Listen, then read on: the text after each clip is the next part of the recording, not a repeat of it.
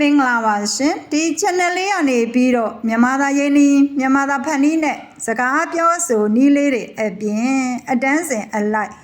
မြန်မာသားဖတ်စာလေးတွေကိုသင်ကြားပေးနေတာဖြစ်ပါတယ်ရှင်ဒီနေ့တော့ပြင်စမာတန်းမြန်မာသားဖတ်စာမှာပါဝင်တဲ့ဖြစ်ရမှန်တဲ့ထင်မြင်ချက်တို့ရဲ့ကွာခြားပုံလေ့လာကြရအောင်ဆိုတဲ့အခန်းထဲကမေးခွန်းလေးတွေကိုဖြေပြပေးသွားမှာဖြစ်ပါတယ်ဒီမေးခွန်းလေးတွေကိုမဖြေခင်မှာ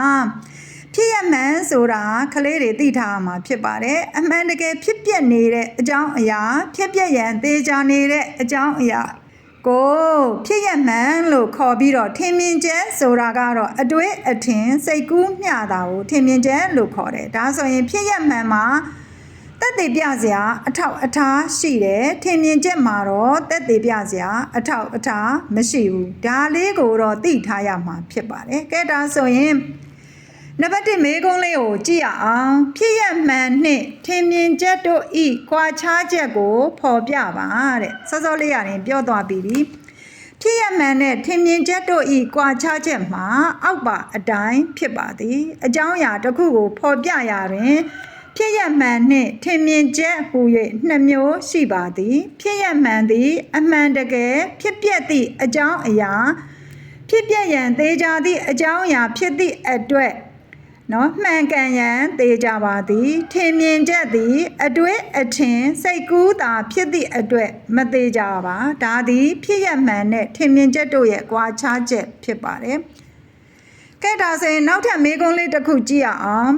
ဖေမနှက်ဖန်မနဲ့ရန်ကုန်ကပြန်လာမယ်ဟူသောတာတကတွင်မြည်တီကဖြစ်ပျက်ရန်သေချာသည့်အထောက်အထားဖြစ်သည်တဲ့ကဲဒါဆိုရင်ဒီစာကြောင်းလေးကိုကြည့်ရအောင်ဒီတာတကလေးကိုကြည့်အောင်ဖေမနှက်ဖန်မနဲ့ရန်ကုန်ကပြန်လာမယ်ကဲဒီနေရာမှာတိကျတယ်တက်သေးပြစရာအထောက်အထားမပါဘူးเนาะသမီးကပြောတယ်သူ့ဖေမနှက်ဖန်မနဲ့ရန်ကုန်ကပြန်လာမယ်ဒါဒီသူ့ရဲ့စိတ်ကူးလည်းဖြစ်နိုင်တယ်ထင်မြင်ယူဆချက်လည်းဖြစ်နိုင်တယ်ဒါပေမဲ့ဒီနေရာမှာလက်မှတ်เนาะကားနဲ့ပြန်လာမယ်ဆိုရင်ကားလက်မှတ်ယထာနဲ့ပြန်လာမယ်ဆိုရင်ယထာလက်မှတ်ဖြတ်ထားတယ်ဆိုတဲ့စာကြောင်းလေးသာပါရင်အထောက်အထားလေးသာပါရင်เนาะသူကเนาะဖြစ်ရမှန်ဆိုပြီးတော့ပြောလို့ရမှာဖြစ်ပါတယ်เนาะဒါဆိုရင်ဒီမေကွန်းရဲ့เนาะဖြစ်ပျက်ရန်သေချာတဲ့အထောက်အထားဆိုတာเนาะသူကမေးထားတာအထောက်အထားဆိုတာဘာလဲလို့မေးထားတဲ့အတွက်ကြောင့်မလို့เนาะဒီတာတကလေးကိုကြည့်မယ်ဆိုရင်သူ့ရဲ့အထောက်အထားကလက်မှတ်ဆိုတာเนาะလက်မှတ်ပဲဖြစ်ပါတယ်လက်မှတ်ကဖြစ်ပျက်ရန်သေချာနေတဲ့အထောက်အထားဖြစ်ပါတယ်เนาะဒီလက်မှတ်မှာဖြစ်ပျက်ရန်သေချာနေတယ်เนาะဒီလက်မှတ်မှာဖြစ်ပျက်ရန်เนาะလက်မှတ်သာဖြတ်မထားဘူးဆိုလို့ရှိရင်ဒါကထင်မြင်ယူဆချက်ပဲဖြစ်မှာဖြစ်ပါတယ်ကဲဒါဆိုရင်နောက်တစ်ပုဒ်ကြည့်ရအောင်ရေးအိုင်နေခြင်းအပြင်အခြားမည်သို့သောတက်သေးအထောက်အထားများရှိပါကမနေ့ကမိုးရွာခဲ့တယ်ဟူသောစကားကိုဖြစ်ရမှန်ဟုညောပြောနိုင်ပြီထင်ပါသလားတဲ့အတန်းသားအချင်းချင်းဆွေးနွေးပါတဲ့ဒီမေကွန်းလေးကိုတော့သူကအတန်းသားအချင်းချင်းကိုဆွေးနွေးခိုင်းတဲ့အတွက်ကြောင့်မလို့အစကမဖြေဘူးလို့လုံတာအခုတော့ဖြေပေးခဲ့ပါမယ်เนาะရေးအိုင်နေတာကိုတွေ့မယ်ဆိုရင်เนาะမိုးရွာနေတယ်မနေ့ကမိုးရွာခဲ့တယ်လို့သူကပြောနိုင်တယ်เนาะမိုးရွာလို့ရေးအိုင်နေတယ်ဒါပေမဲ့ तू ကမေးခွန်းထဲမှာဒီအထောက်အထားအပြင်တခြားသောစကားတခြားသောဖြစ်ရမှန်စကားကို तू ကမေးတာဒါဆိုရင်เนาะရေးအိုင်နာအပြင်ဘာဖြစ်သေးလဲမိုးရွာရင်ရေးအိုင်နာအပြင်เนาะစင်အိုးထဲမှာရေးပြည့်နေတယ်ဆိုရင်ရောဒါမိုးရွာမနေ့ကမိုးရွာခဲ့တယ်ထင်တယ်ဆိုတဲ့เนาะတာတကကိုတက်သေးအထောက်အထားပြလိုက်တာเนาะဒါဆိုရင်ဒီစင်အိုးထဲမှာရေးပြည့်နေတယ်ဆိုတဲ့เนาะစာကြောင်းတာပါမယ်ဆိုရင်ဖြစ်ရမှန်เนาะအထောက်အထားဖြစ်ရမှန်ဖြစ်တယ်ဒါပေမဲ့စင်အိုးထဲမှာရေးပြည့်နေတယ်ဆိုတဲ့เนาะတာတကမပါခဲ့ရင်တော့သူကเนาะဖြစ်ရမှန်မဟုတ်ဘူးစိတ်ကူးနော်စိတ်ကူးထင်မြင်ချက်မျှတာဖြစ်ပါတယ်ဒါဆိုရင်ဒီမေကွန်းလေးကိုပြန်ကောက်ရအောင် ဒီမေကွန်းလေးကိုပြန်ကောက်မယ်ဆိုရင်မနေ့ကမိုးရွာခဲ့တယ်ထင်တယ်စိတ်အိုးထဲမှာရေပြည့်နေတယ်ဒီတာရကကိုကြည့်ရင်မနေ့ကမိုးရွာခဲ့တယ်ထင်တယ်ဆိုရင်ဖြစ်ရမှန်မဟုတ်ဘူးဒါပေမဲ့မိုးရွာခဲ့ကြောင်းတက်တဲ့အဖြစ်စိတ်အိုးထဲမှာရေပြည့်နေတယ်ဆိုတဲ့အထောက်ထားပါမယ်ဆိုရင်တော့သူကဖြစ်ရမှန်ဖြစ်ပါတယ်ကဲဒါဆိုရင်နောက်တစ်ပုဒ်ကြည့်ရအောင်ကျောင်းသုံးစာအုပ်ပါတာတကစာကြောင်းများတွင်မြည်သည့်နေရာသည်ဖြစ်ရမှန်ဖြစ်ပြီးမြည်သည့်နေရာသည်ထင်မြင်ချက်ဖြစ်သည်ကိုဆွေးနွေးပါတဲ့ဒါဆိုရင်ဒီဖတ်စာထဲမှာပါတာကတော့နော်ဒီမှာရေအိုင်တစ်ခုရှိတယ်မနေ့ကမိုးရွာခဲ့တယ်ထင်တယ်ဖေဖေမနေ့ဖန်မနေ့ရန်ကုန်ကပြန်လာမယ်မအေးတောင်းကချိန်ထားတဲ့အချိန်ရောက်မလာတာ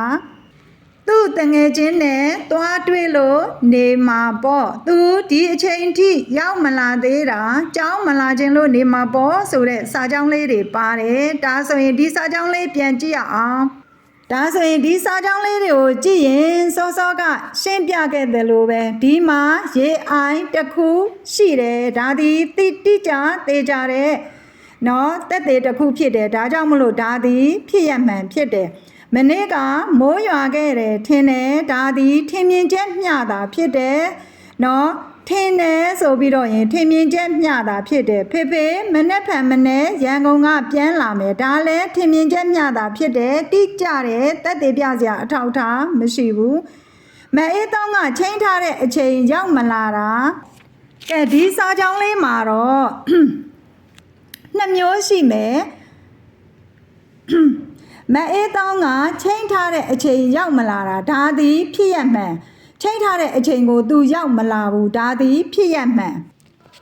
သူ့တငယ်ချင်းနဲ့သွားတွေ့လို့နေမှာပေါ့ဒါသည်ထင်မြင်ချက်မျှတာဖြစ်ပါတယ်စာကြောင်းတစ်ကြောင်းထဲမှာဖြစ်ရမှန်တဲ့ထင်မြင်ချက်ကိုမျှပြီးတော့ရေးထားတာဒါဆိုရင်နောက်တစ်ကြောင်းကြည့်အောင်သူဒီအချိန်ထိရောက်မလာသေးတာကြောင်းမလာခြင်းလို့နေမှာပေါ့ဒါသည်လဲစောစောအတိုင်းပဲ